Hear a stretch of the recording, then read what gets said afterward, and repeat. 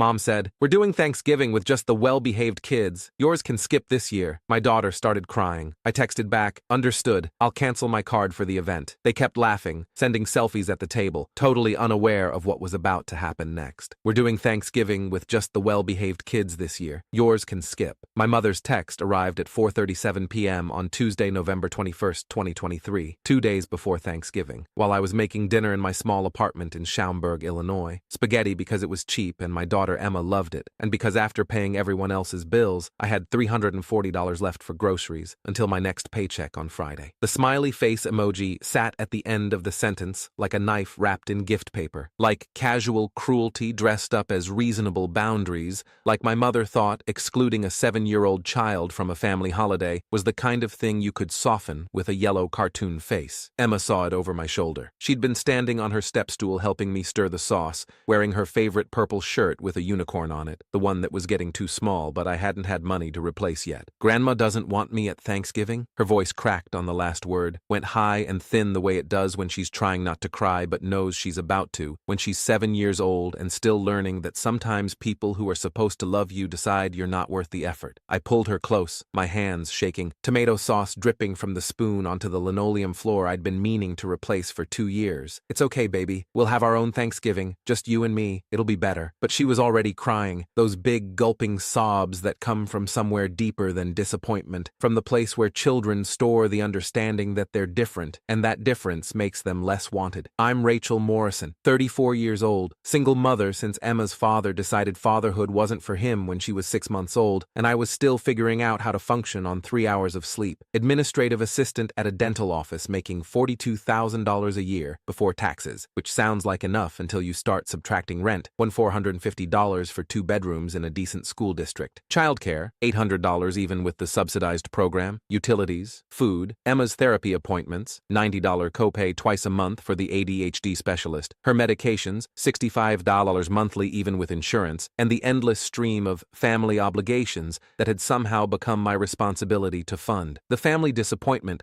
according to my mother's carefully worded comments at holidays and birthdays, and every time I showed up without a husband or a better job or a child who could sit still through a 3-hour dinner without asking 17 questions about why the turkey was dry, and where did pilgrims go to the bathroom, and could she please be excused to run around outside because sitting was making her legs feel itchy. My sister Victoria had perfect kids, 2 of them, Madison, age 9, and Harper, age 6. Quiet children who wore matching outfits from boutiques I couldn't afford, who said please and thank you without being reminded, who sat at the table with their hands folded and their mouths shut except when spoken to, who made my mother beam with the kind of pride she'd never quite managed to show for Emma. Victoria lived in Naperville in a 4-bedroom house her husband Derek's pharmaceutical sales job paid for, drove a white BMW X5, posted Instagram photos of their perfect family dinners with captions like, "Blessed beyond measure, your family first, Chuck's grateful heart." Emma was loud, energetic, asked too many questions, couldn't sit still through a movie or a meal or a church service without fidgeting, bouncing, needing to move,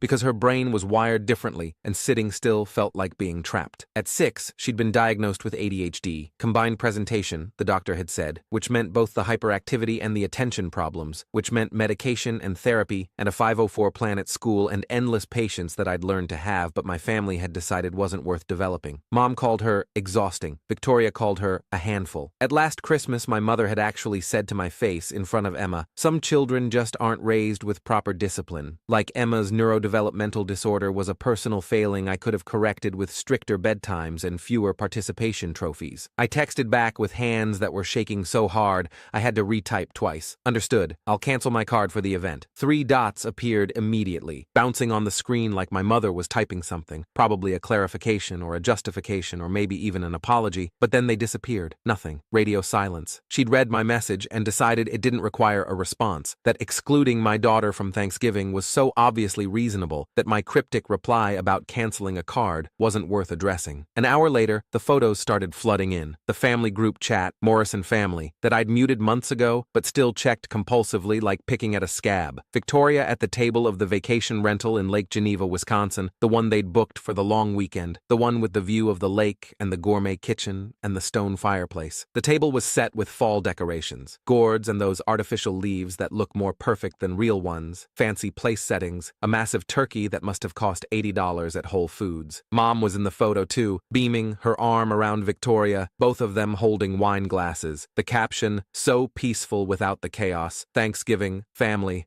blessed." Another photo came through 3 minutes later, the whole family around the table, Victoria and Derek and their perfect children, my mother, Victoria's in-laws who'd apparently been invited to fill the seats Emma and I would have occupied. Everyone smiling, everyone dressed in coordinating fall colors like they'd planned it, like this was a photo shoot instead of a family dinner. The caption made my stomach turn, grateful for well-behaved blessings. Some years you just need peace, family time, gratitude, no children left behind. The hashtag was particularly cruel. A joke about leaving children behind while literally leaving my child behind. Emma saw them. She'd grabbed my phone to play a game while I finished cooking, and she'd opened the messages before I could stop her, and she started sobbing, not the gentle tears from earlier, but deep, wrenching sobs that shook her whole small body. "Why don't they want me, Mommy? What did I do wrong? I can be good, I promise. I can sit still, I can be quiet." And I held her on the kitchen floor with tomato sauce burning on the stove and my own tears mixing with hers. Because how do you explain to a 7-year-old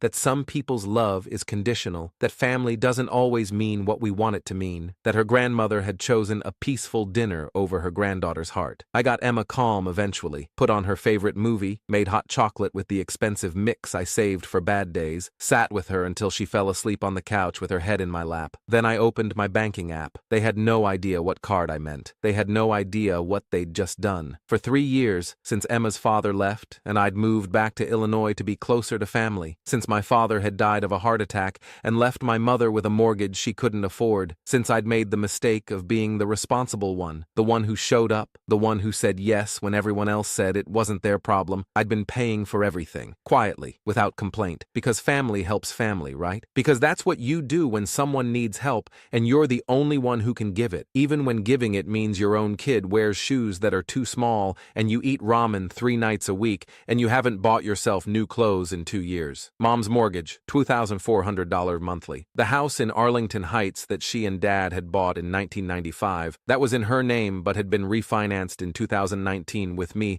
as a co-borrower because her credit had tanked after Dad's medical bills and she couldn't qualify a loan. I'd been making the payments directly from my account for 36 months. Total, $86,400. Victoria's car lease, $680 monthly. The white BMW X5 she drove to her perfect playgroups and her perfect grocery store. I'd co-signed 18 months ago when her credit score had mysteriously dropped. Something about late payments on credit cards, something about Derek's business expenses that I'd never gotten a straight answer about. Total, $12,240. Family cell phone plan, $340 monthly for all 5 lines. Mom's phone, Victoria's phone, Derek's phone, even Victoria's kids' phones, because everyone needs to stay connected. And somehow I was the one who'd ended up as the account holder. 3 years, $12,240. Mom's supplemental health insurance, $290 monthly because Medicare didn't cover everything and she needed her medications and her doctor's appointments. 2 years of payments, $6,960, and the vacation rental they were sitting in right now, the one on the lake with the gourmet kitchen and the perfect view, the one they were using to celebrate a Thanksgiving my daughter wasn't invited to. $3,200 for the 4-day weekend, charged to my credit card 3 weeks ago when Victoria had called and said, "Mom really needs this, Rachel. It's been such a hard year for her. Can you help us out just this once?" Except it was never just once. It was always one more thing, one more charge, one more payment that I made because saying no meant being selfish, meant being the bad daughter, meant letting the family down. Total. I'd paid in 3 years, $121,040 on a salary of $42,000 a year before taxes. I'd done the math once, late at night when Emma was asleep and I was staring at my bank balance trying to figure out how to afford her birthday party, and I'd realized I'd given my family more than twice my annual take-home pay. I'd been living on credit cards and hope and the occasional overtime shift, telling myself it was temporary, that they'd get back on their feet, that family was worth the sacrifice. Except when it came to my daughter. When it came to Emma, family meant exclusion. Family meant well-behaved kids only. Family meant posting photos designed to hurt, captioned with hashtags meant to mock. I opened my laptop, started clicking through accounts. Each action was deliberate, calm, the kind of calm that comes after crying yourself empty and realizing you're done. Not angry, not emotional, just finished. First, the mortgage account. I'd been making payments directly from my checking account via automatic transfer. I logged into the mortgage company's website, removed the automatic payment, removed my account information entirely, sent a formal letter through their online system. I am no longer authorized to make payments on this account. Please direct all future correspondence to the primary borrower, Linda Morrison. The next payment was due in 6 days on November 28th. They'd have a 15-day grace period before late fees kicked in. Second, Victoria's car lease. I called the leasing company, Capital Auto Leasing, and after 20 minutes of hold music and explaining the situation to 3 different representatives, I finally reached someone who could help. I need to terminate my co-signature on account number 847-2940-3317. I was told when I co-signed that it would be for 6 months, while the primary lessee improved her credit. It's been 18 months. I'm formally requesting removal as co-signer. The representative was sympathetic. She'd heard versions of this story before. We'll process the removal, but the primary lessee will need to qualify independently. If she can't, the lease will go into default. I understand, I said. When's her next payment due? November 26th, 2 days from now. Thank you. Third, the cell phone plan. I was the account holder, which meant I had complete control. I logged into Verizon's website and navigated to the account management page. Canceled 4 of the 5 lines, Mom's, Victoria's, Derek's, and Madison's line that Victoria had added last year because she needs a phone for emergencies. Effective immediately. Confirmation emails sent to my address only. The only line I kept active was my own. Fourth, Mom's supplemental insurance. I called the insurance company and explained that I'd been paying premiums for a policyholder who wasn't my dependent, that I needed to remove my payment method from the account. The policy will lapse if the premiums aren't paid by December 1st, the representative warned. I understand, I said. Fifth, and this was the one that made me smile for the first time in hours, the vacation rental. I called Luxury Lakeside Rentals, the property management company that handled the Lake Geneva house, and explained the situation carefully, precisely. I need to dispute a charge on my credit card. The card was used without my explicit authorization for this specific transaction. I gave general permission for emergency family expenses, but a luxury vacation rental doesn't qualify. I'm requesting a full refund and immediate cancellation of the reservation. There was a pause. Ma'am, the property is currently occupied. The guests checked in yesterday. I understand. I'm disputing the charge as unauthorized use of my credit card. What's your policy? Another pause. Longer this time. The sound of typing. We'll process the refund and cancel the reservation. The guests will need to vacate the property. How immediately? I asked, and my voice was steady, cold, certain. They'll need to vacate within 2 hours of notification. I smiled, the first real smile since Emma had started crying. Perfect. Thank you for your help. Then I went through my phone and blocked every number. Mom's cell, Victoria's cell, Derek's cell, the house phone I'd been paying for. Blocked them on text, on calls, on every social media platform I could think of. I didn't need to hear the justifications, the anger, the inevitable accusations that I was being selfish and cruel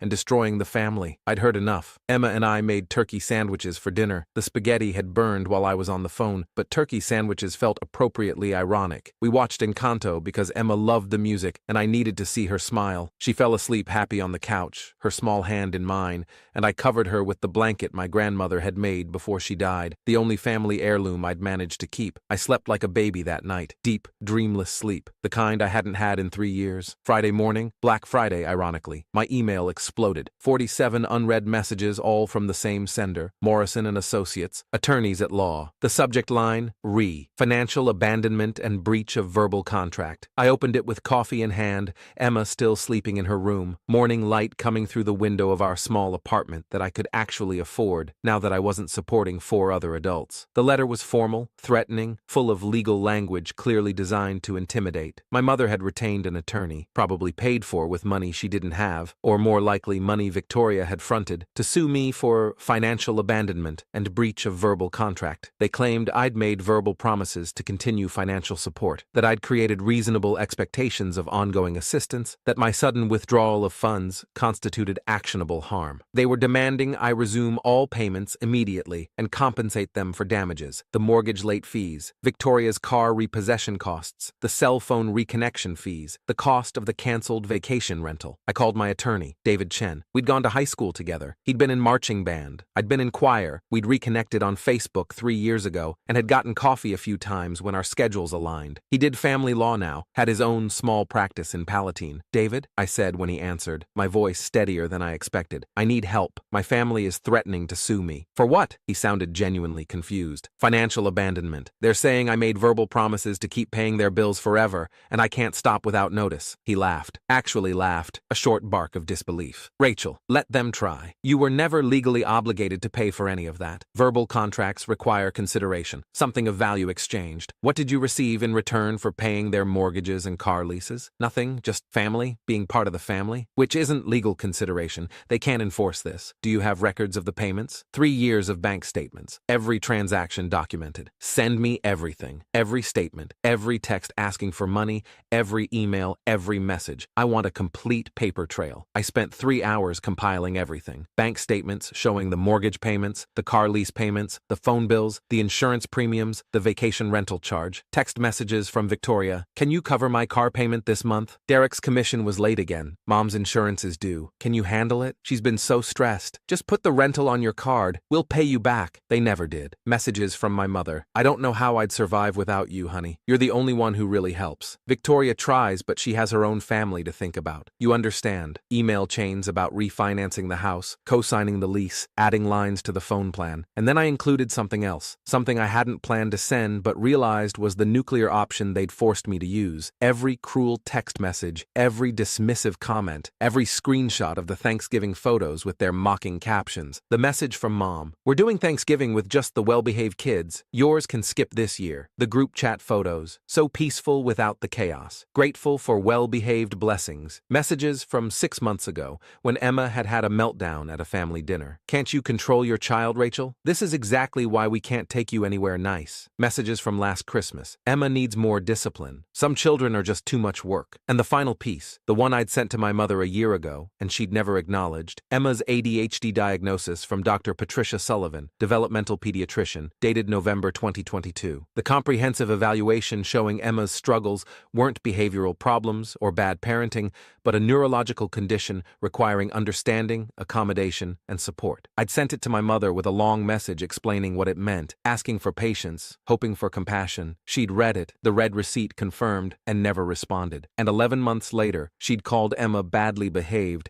and excluded her from Thanksgiving. I sent everything to David at 2:47 p.m. At 6:15 p.m., he called me back. Rachel, I've drafted a response to their attorney. I'm sending it now. You should know, this is going to end the relationship with your family. Permanently. I know, I said. That's the point. His response letter was 17 pages. I read it twice, marveling at the cold precision of legal language wielded by someone who actually gave a damn. The first section methodically destroyed their claim. No legal obligation, no enforceable verbal contract, voluntary gifts that could be stopped at any time for any reason. The second section detailed exactly what I'd paid over 3 years, $121,140 in total, itemized by category, with bank statements attached as exhibits. The third section was where David went for blood. My client provided substantial financial support to your clients over a 3-year period, totaling $121,040. This support was voluntary and without any expectation of repayment or continued obligation. Your client's claim of abandonment is contradicted by their own treatment of my client's 7-year-old daughter,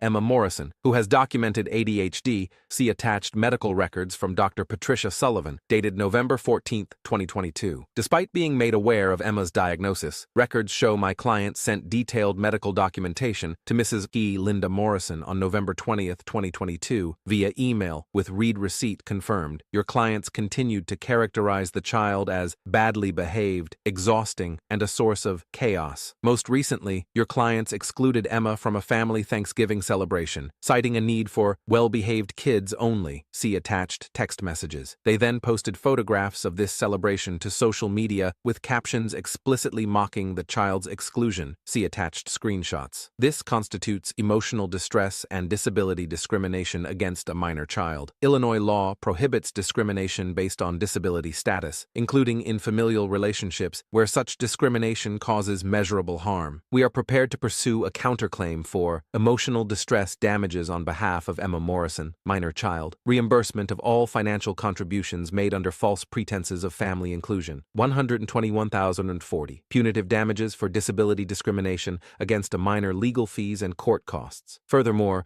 we are prepared to make these claims a matter of public record. All text messages, social media posts, and documentation of your client's treatment of a disabled child will be submitted as court exhibits, accessible to media and public scrutiny. We will also notify relevant disability advocacy organizations and media outlets covering family discrimination cases. My client seeks no further contact with your clients. If your clients drop this frivolous lawsuit immediately and agree in writing to make no further contact with my client or her minor daughter, we will refrain from pursuing the counterclaim. If your clients proceed with litigation, we will pursue every available remedy to the fullest extent of the law and ensure their treatment of a disabled child becomes a matter of comprehensive public record. You have 48 hours to confirm in writing that this matter is closed. After that time, we proceed to filing. David's letter ended with a sentence that I read 3 times, each time feeling something like vindication settle in my chest. Consider your client's claimed family obligations satisfied, permanently. The response came in 4 hours. A terse email from Morrison & Associates. Our clients have elected to withdraw their claim. Please consider this matter closed. No apology, no acknowledgement, just retreat. That Saturday, my mother showed up at my door. I watched her through the peephole. Alone, no Victoria, no lawyer, just her standing on my doorstep in her coat that I recognized because I'd helped her buy it 2 years ago at Macy's during a sale. She knocked 3 times, waited, knocked again. Rachel,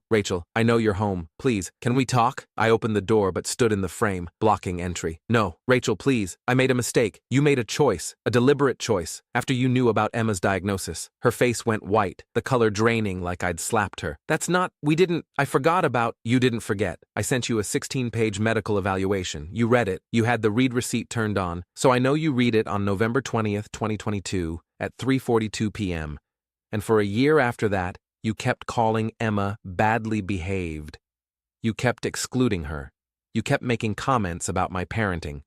You knew she had ADHD and you called her badly behaved anyway. I didn't understand what it meant. Then you should have asked. You should have called.